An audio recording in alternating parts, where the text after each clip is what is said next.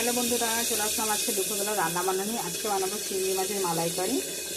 তার জন্য কাঁচা লঙ্কা, ধনে পাতা নিয়েছি মাছের ঝালের জন্য। এই দেখো রুই মাছগুলো আমি সব ভেজে নিয়েছি, এখানে রয়েছে সব মাছগুলোকে আমি ভেজে নিয়েছি।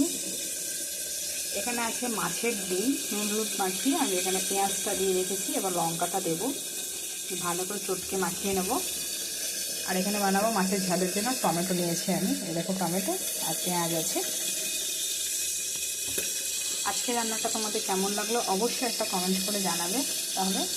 তাহলে বন্ধুরা, এই দেখো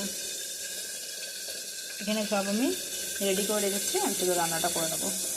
আজকে রান্নাটা পুরো মশলা ছাড়াই হবে, টমেটো আর কাঁচা লঙ্কা দিয়ে রুই মাছের ঝালটা।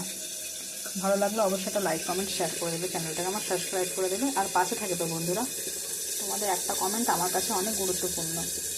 টাটা।